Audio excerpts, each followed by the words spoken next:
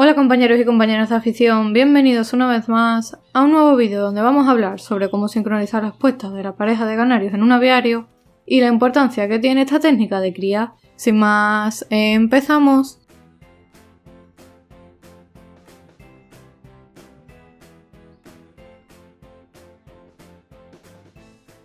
Los criadores de canarios u otro tipo de aves en cautividad, cuando hablamos de sincronización de puestas, nos referimos a intentar que de forma natural todas las parejas de canarios que tengamos destinadas a la cría comiencen la puesta de huevo el mismo día o en días próximos.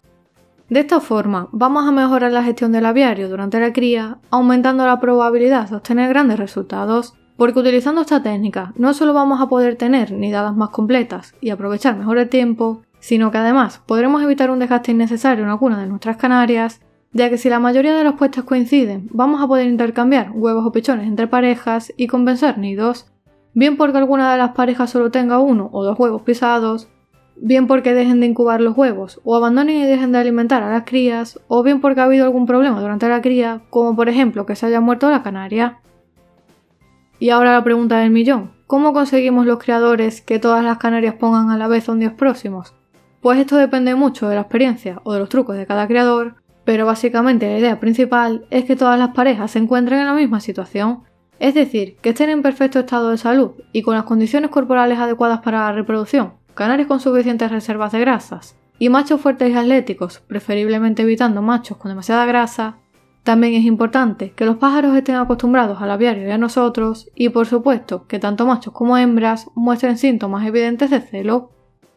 En mi caso, por decirlo de alguna manera, lo que suelo hacer para sincronizar a mis parejas de canarios es atrasar relativamente la cría unos días o unas semanas, dependiendo de las condiciones de cría del propio aviario, de los pájaros e incluso de las condiciones meteorológicas, intentando controlar el celo de los canarios en todo momento, para asegurarme de que todos los machos y las hembras van a estar bien encerados para comenzar la cría.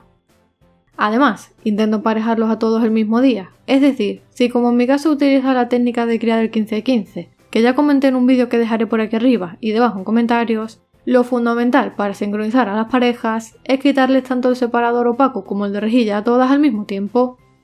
De esta forma, al juntar a todas las parejas el mismo día y al estar todas en condiciones similares, es más probable que empiecen a construir el nido a la vez y que las canarias comiencen la puesta el mismo día o en días cercanos.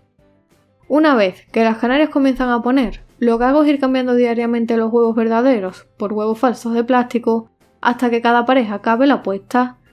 Y si todas han puesto el último huevo el mismo día, les quito los huevos de plástico y les pongo a cada pareja sus huevos para que comience la incubación, mientras que si por el contrario hay una o varias parejas que acaban la puesta al día siguiente o en 2 o 3 días, en lugar de ponerle los huevos a las parejas que han acabado ya la puesta, me espero a que todas acaben. De esta manera, como he comentado al inicio del vídeo, si al revisar los huevos comprobamos que en varios nidos solo hay uno o dos huevos fecundados, pues podemos compensar unos con otros y lo mismo podemos hacer con los pichones, evitando así el desgaste innecesario de todas las parejas, puesto que los canarios y especialmente las canarias sufren un desgaste bastante grande tanto durante la incubación de los huevos como durante la cría de los pichones. Y además, con este truco de sincronizar las puestas, tendremos más oportunidades de poder dar solución a diferentes problemas que pueden darse durante la cría, como por ejemplo que los canarios dejen de incubar los huevos o de alimentar a los pichones, que los tiren del nido, etc. Ya que si nos ocurre este tipo de problemas o algún problema similar, siempre tendremos la alternativa de pasar estos huevos o estos pichones a otras parejas para que los adopten y de estas maneras puedan salir adelante. Eso sí, es muy importante que siempre tengamos identificados qué huevos o qué pichones pertenecen a cada una de las parejas. Si te ha gustado el vídeo no olvides dejarme un buen like, compártelo con tus amigos para que también les sea de utilidad. Y además, si eres nuevo en el canal, te invito a que te suscribas gratis pulsando este botón rojo para que estés al tanto de las nuevas publicaciones. Sin más, me despido y como siempre, te espero en el próximo vídeo.